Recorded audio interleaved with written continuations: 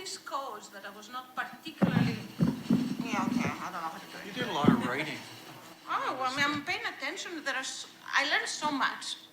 So I'm aware of the, the basic codes, but I'm not very well versed in well and lead and zero carbon.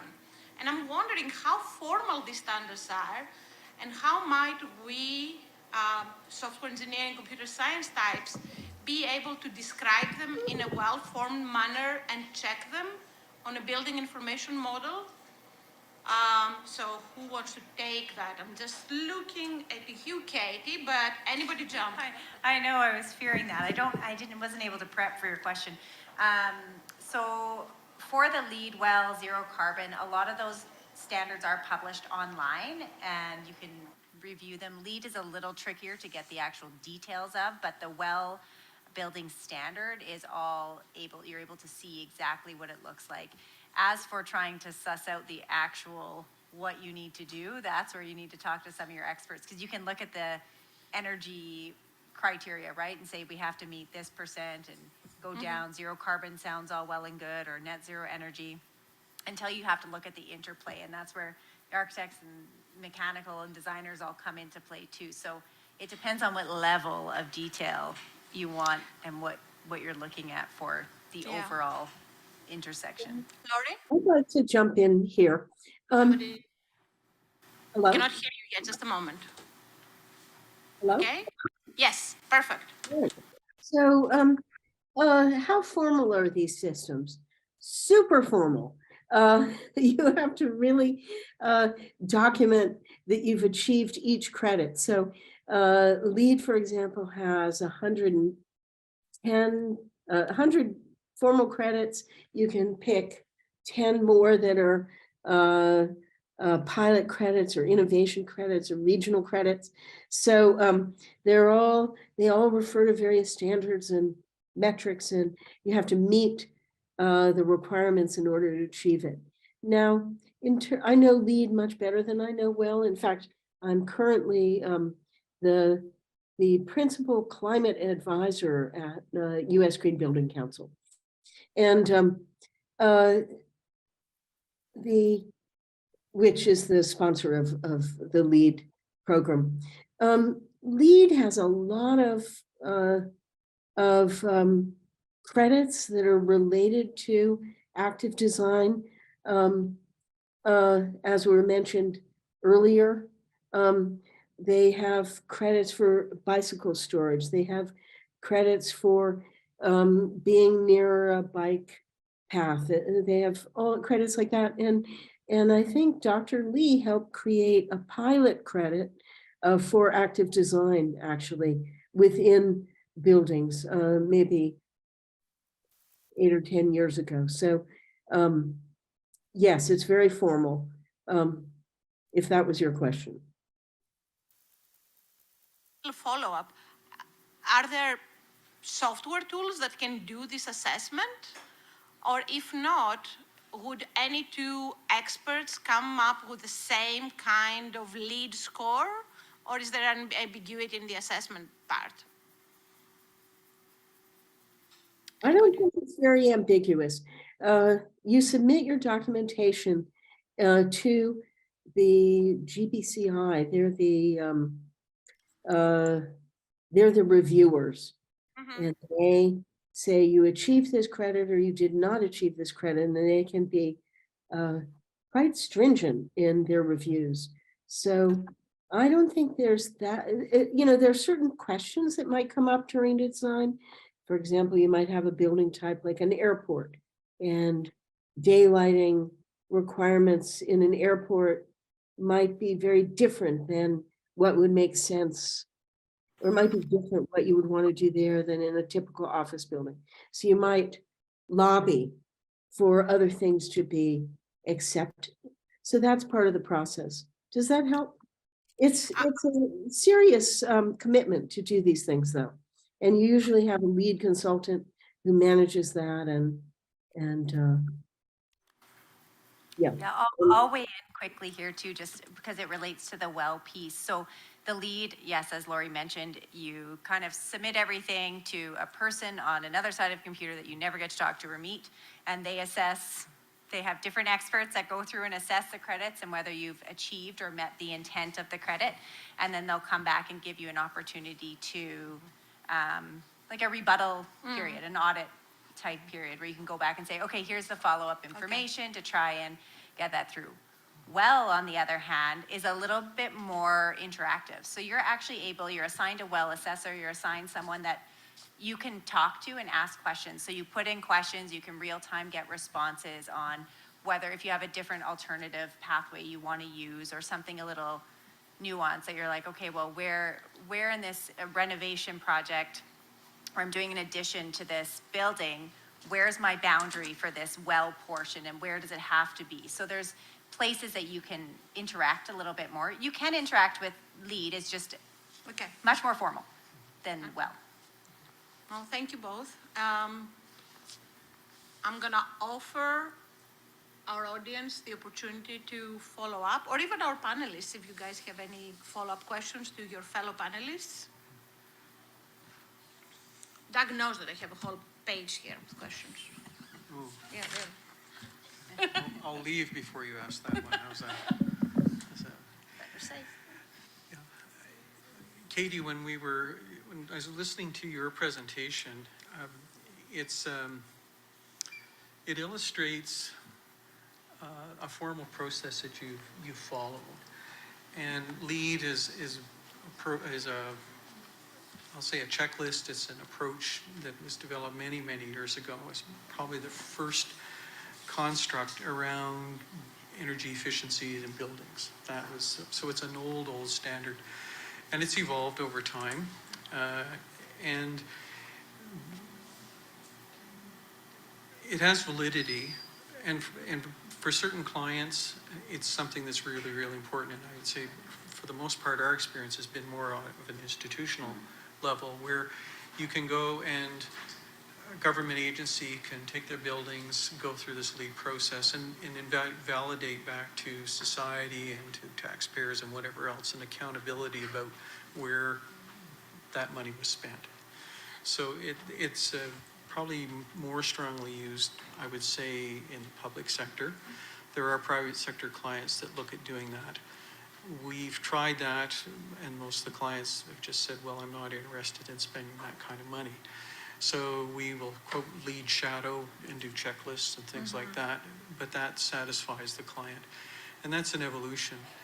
The wellness, again, I think that's a social construct that's come into play in our society about moving the yardsticks towards a healthier community. And these checklists really allow us a framework and to make decisions and help people articulate what it is they're in fact aspiring to. So I think there's, so as we go through this toolkit, you pull out whatever you need, and sometimes it's not just one thing or another thing. It may be a variety of things, and you evolve. And again, I'll go back to this question of awareness. To take a look at the guidelines that are being developed by Karen and her team, it's another layer of awareness. So it's how you bring all of these ideas to developing solutions and advocating for, I'll say, our environment, socially, physically, etc. And maybe just to add to that, even with LEED, it's a long process. You have a platinum building or a gold building, you don't walk away from all the things that you've, I would say, spent your money on. And sometimes, it's not understanding that that's actually a commitment for the life of the building. And, I think that's what sort of ties in the other piece, which is the wellness piece and how mobility connects it. That's kind of like the use of the building. It's not kind of the physical part of it. It's the doing around and the being around the building, which is, sort of the next the next chapter in the building is the use of it.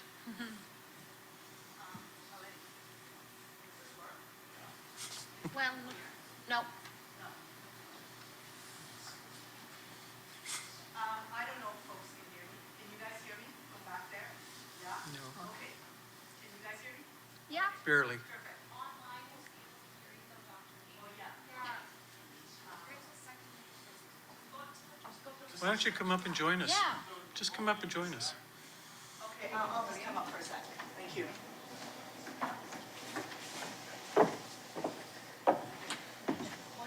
Yeah, I was checking and apparently there are no questions online. I do want to see if folks have questions here, but I wanted to just bring up a few points. So Lori was mentioning, oh, Dr. Lee, what about that design for active occupants? So when we were in New York, myself and another architect with the Mayor's Office of Management and Budget, we actually used one of the health department clinic buildings that was going into renovation to create a new innovation credit called Design for Active Occupants. And so we used that building to actually create that credit. And then we worked with US Green Buildings Council to make that credit available in their pilot test library, right? Because that's the first phase.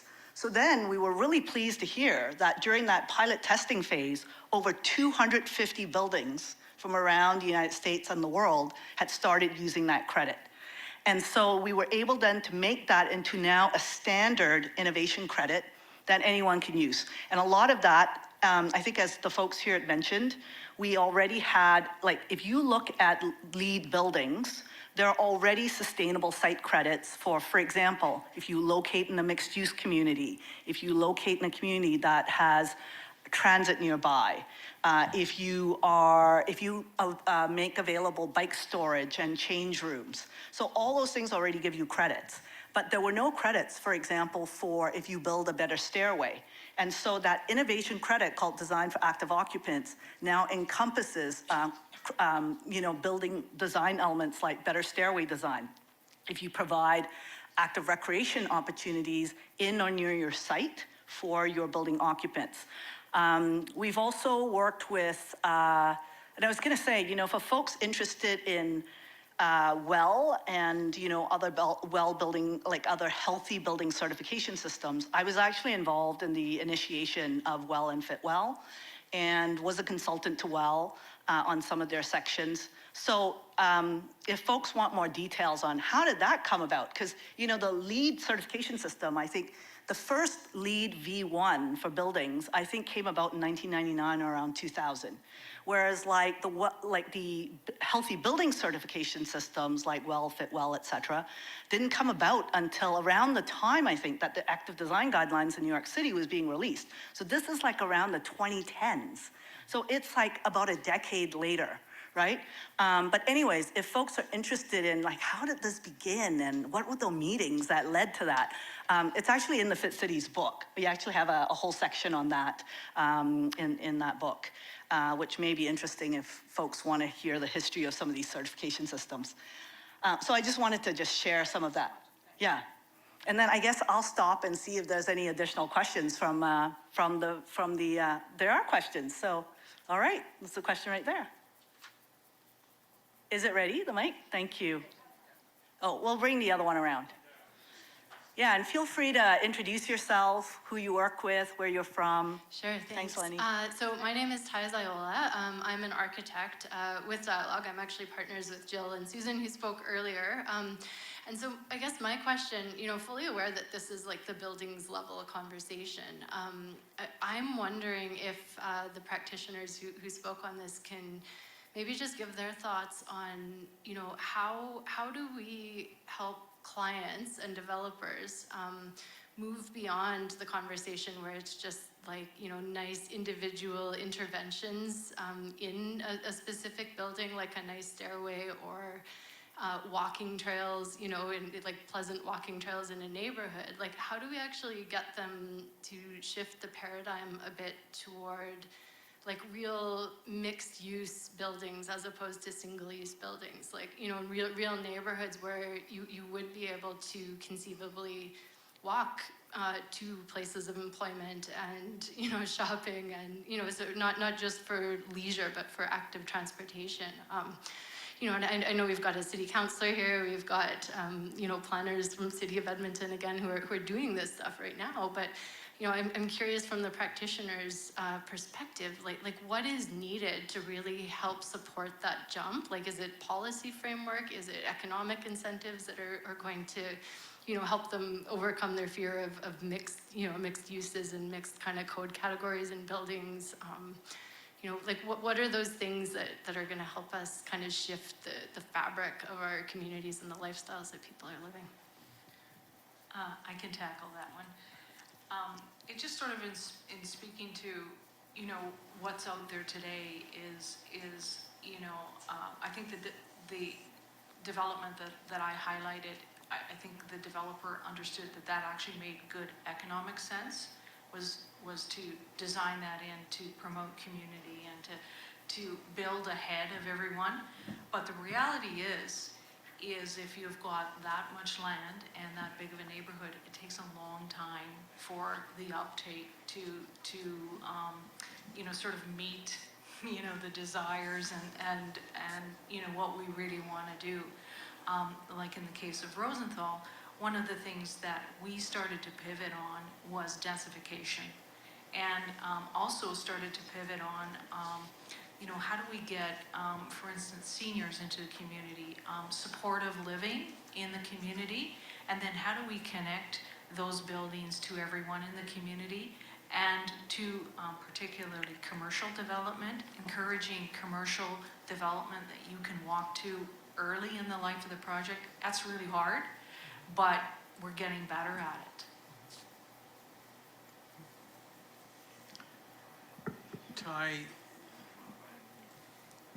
I often think that the education that we have gone through as architects and planners and landscape architects, we've been educated and trained to live in a world where we create things.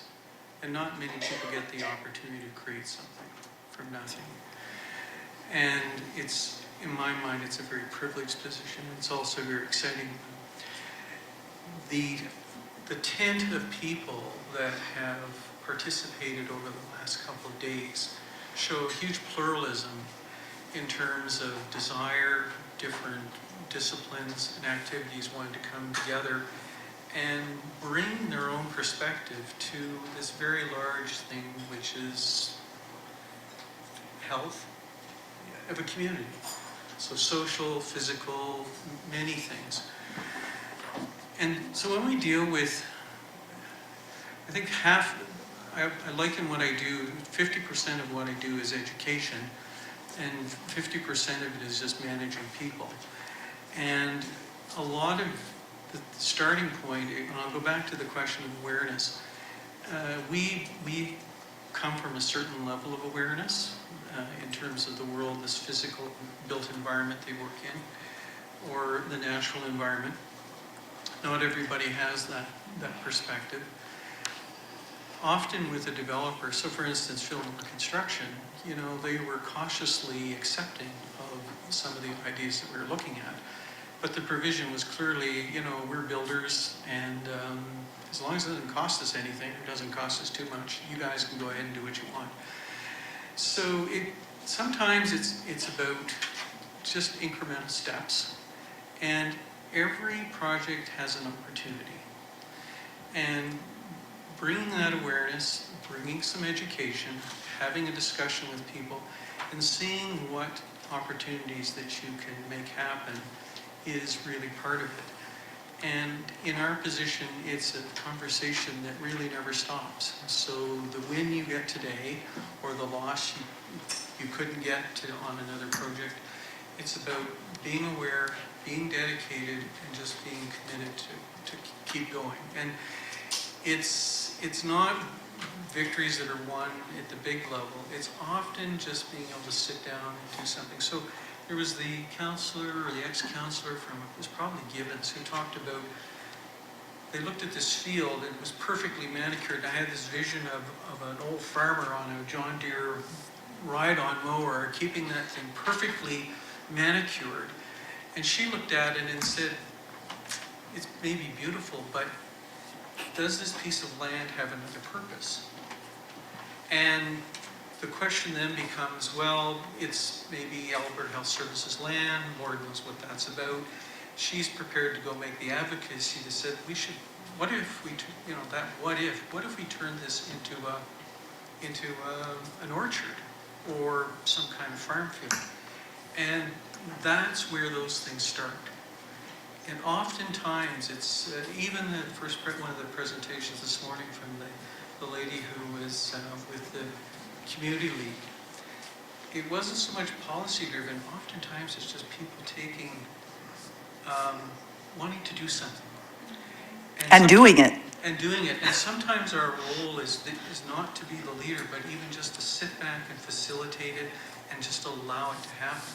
So the concept of unintended, or the idea of unintended consequences sometimes is more powerful than necessarily the policy thing. But I think from where you and I sit, we just have to be diligent and see every opportunity and try our best to bring what we know and listen to other people and have a dialogue and see what comes out of it and see where the magic falls.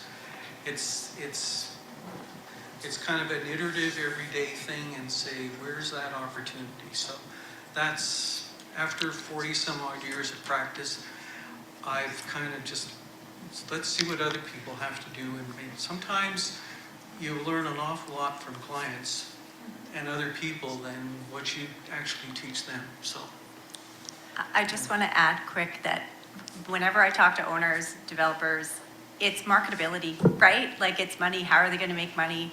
And looking at that building and how can you market those mixed-use buildings in a way that they can have maybe a childcare, have that, fancier coffee, have that wellness center in there that makes people want to rent office space or live in that building, and then increase that demand. So it's not a quick process, but yeah. Lori, do you have something to add from a municipal policy perspective? Thank you. As the policy wonk here, I want to put in a plug for policy is the best way to get to scale. And it's also hard, as I kind of showed you. It's piece by piece, struggling through each piece. But, I would put in a plug for Edmonton or Alberta or maybe some other town in Alberta to put together a task force to look at policies that might be changed to encourage, let's say, healthy design. Say, maybe make it more focused. I mean, it could be whatever you want. You could look more broadly at sustainability, but it could be narrower. And, there are different things that you can do. For example, the example I put forward with the door, the door. Hold opens. The hold opens.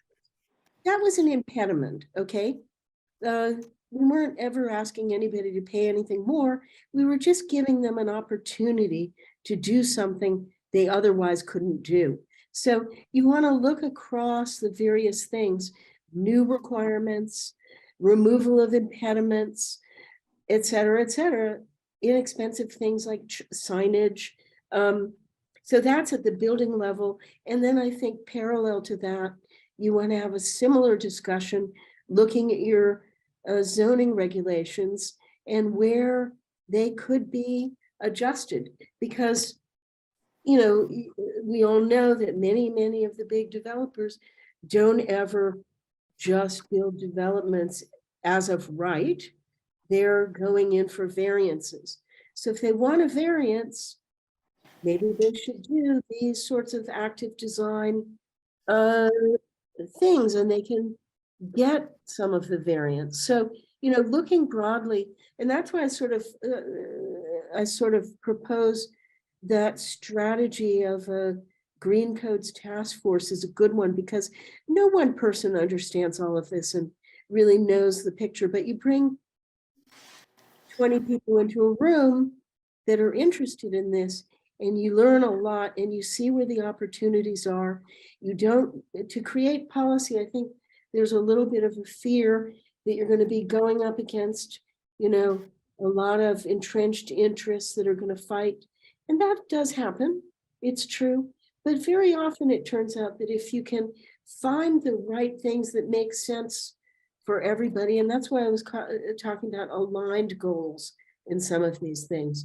If you can, you know, have a water filling station that also helps with environmental problems, it's a win-win. You know, so I thought it was a wonderful process, and we got a lot done, and I don't think anybody was mad at us in the end. Thank you, Lori. I would say it's not an or, it's an and, right? So if you look at something like the Ottawa Charter for Health Promotion, it talks about if we want to improve health, what do we need to do?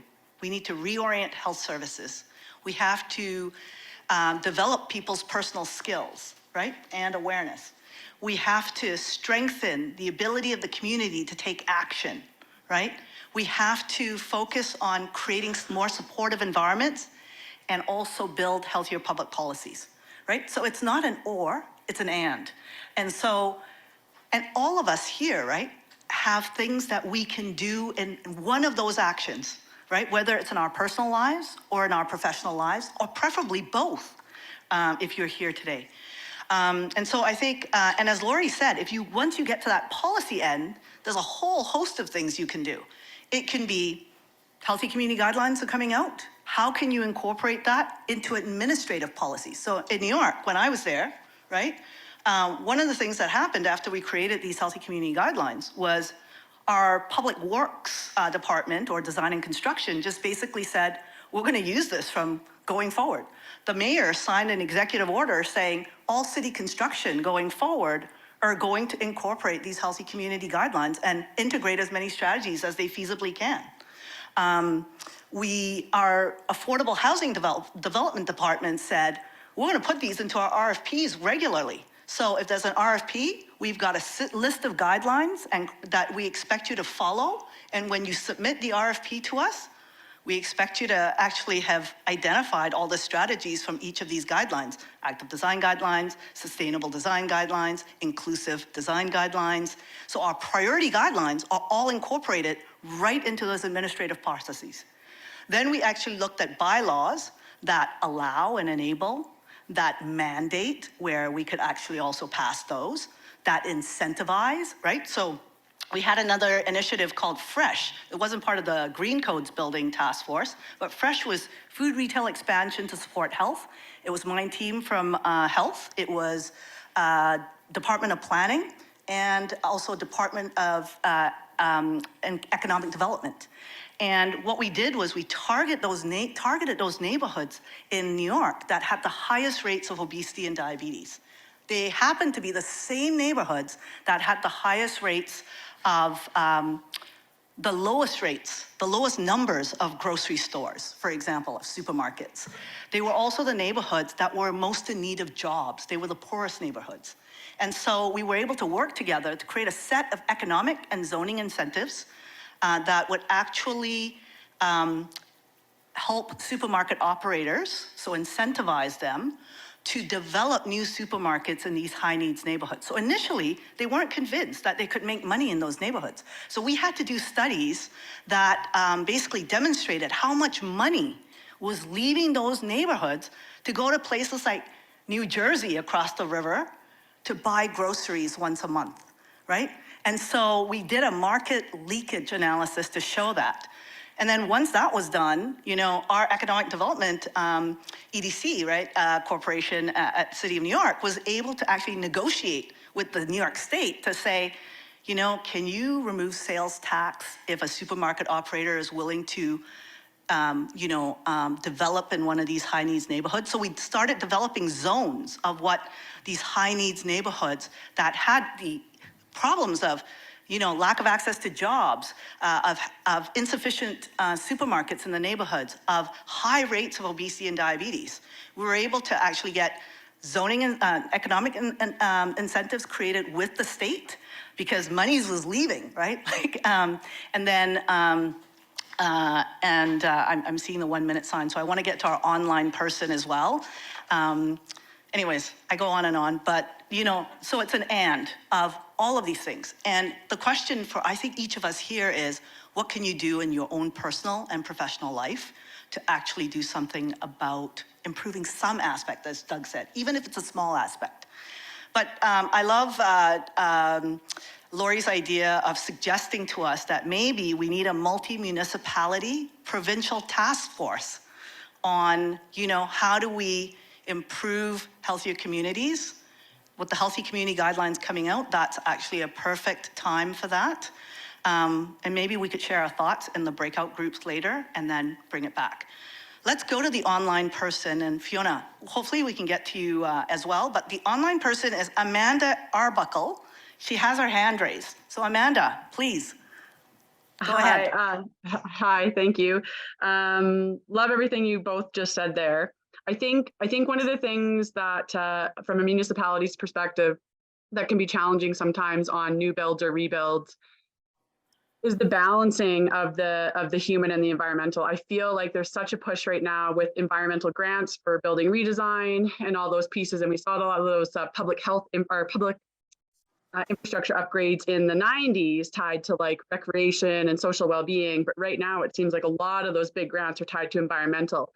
So it's really tough sometimes when you're at a table with engineers and planners and you're in community services or FCSS, and you're trying to fight for those human health aspects being left within that building design or that project goal. And so I love what you talked about of policy change and creating those policies we have that really embed in the municipal setting, that requirement to meet those goals. I think that's so important from the policy context. But I also love this idea of having this be more national or provincial, because I think the other aspect that we get stuck on sometimes is every time we run into a funding issue, the first thing to go is the human piece, and the last thing to go is that environmental piece. Sometimes it's tied to funding, but it's also sometimes tied to who's around the table in that project management. And I personally would say, I think a lot of people would feel that, the environmental and the planning side of things, the engineering and planning side of things kind of take the lead and decide what's priority. And I think there needs to be a better way for us in community services and FCSS to advocate that these things are the and, not the or. And there has to be better policy that requires that, because I would say in my experiences to date, it's not an and, it ends up being an or. And my last piece with that is, where was I going with this? I think that's so important. I love that these standards are being developed, and I think I would love to see a standard that includes all of it versus our certification that includes all of it versus, because that really is the and then versus the or. And I think that makes a difference. Sorry, I know what my last piece was. I think the other challenge we have is, I apologize to the architectural firms out there and the engineering firms, but who comes when we see the profiles of those firms when they bid, it's not representative of usually the communities that they're going to go in and create that change. And I really would love to see some language tied in procurement processes that require, how are you as an engineering or design firm going to ensure that you have equity policies within your organization, and that we're going to see a clear representation from your firm that is going to actually be able to understand our community that you're about to build for, and that you actually have relatable pieces because you have that diversity on your workforce. And I think that's hard sometimes when, I'm sorry, we're in a room surrounded by a certain demographic and we're trying to advocate for something that's maybe ethnocultural or something, and they don't have any relation or understanding to it because that's not them. And then it makes that and harder as well. So I think twofold. One is, I love the policy piece. I think you need to make sure your project management team on the owner side is representative of the community that you're doing the work for, and that those people have equal say. And I also challenge us all to ensure that firms have representation that is representative of those communities that they're going to develop for. And we don't see that right now. And it's really disappointing that we don't see that right now. So those would be my pieces. I guess it's threefold. I just want to follow up with what Karen was saying, and thanks, Amanda, those are all great points. But, you know, one of the things that she was pointing out is that policy is really multifaceted. There are laws, those are the heavies of policy, and I think we think of policy as being about the laws, the regulations, the zoning rules, et cetera, and those are the hammers, right? But there are a lot of public policies. For example, any municipality is responsible for building its own buildings, right? And that can be a big chunk. And, you know, so having a leading by example program in these areas, you know, so if you had a Green Codes task, or maybe if you had a healthy buildings task force, you could look across these various things. You could say, what should we be doing in public buildings? And one of the great things about doing this in public buildings first is, you know, this concept of awareness. Many architects work on public buildings from time to time. If they're required to do certain healthy things in public buildings, they'll take that to the next project. It really has a ripple effect going out beyond. And then, you know, as Karen was talking about, there are all these other things where the cities or the province is helping to fund certain things so they can make the funding contingent on certain things. You know, there are a lot of very interesting policy tools that are not always a hammer, that can be used to jumpstart this at a much larger scale. And it's really fun, by the way, to engage in that. So I would encourage you to try that in Alberta. Thank you, Lori, for giving us carrots and sticks in addition to hammers. We have one more question here, and we'll let Fiona to ask the final question. I'm sorry, I don't have a question. It was mostly a Okay. comment piggybacking on a bunch of other folks here. I think there's actually a lot of opportunity. So, sorry, I work in transportation planning in Portland, and we work as a transportation firm with a bunch of municipalities and developers. And one of my current projects, and I hope I'm able to talk about this publicly, is working with a developer in satisfying transportation components in their site and planning. And a lot of that was like making sure they have access or proximity to bike lanes and mass transit. And the developer was so keen on just getting their thing built that they're like, whatever it is, we'll do it. If the city is requiring it, we'll do it. So if your city has that requirement built in, and in transportation planning, that's what we call transportation management plans or transportation demand management plans. So if you have a development that is going to bring like 100 people or 200 people into the office every day, how can we make sure that that building is not going to drive single occupancy vehicle commutes to that development every day? So as a development, you can incentivize buying bus passes for them, or like offering cheaper bike parking, or just free bike parking, or bike share, or car share, etc. So there's this built-in like TDM plan into the requirements of a lot of municipalities that a developer has to fulfill in order to build something. So if we can even have a task force begin to do that for health components and tie that in with transportation already, because they're already next to bike lanes. It's already LEED certified, WELD certified.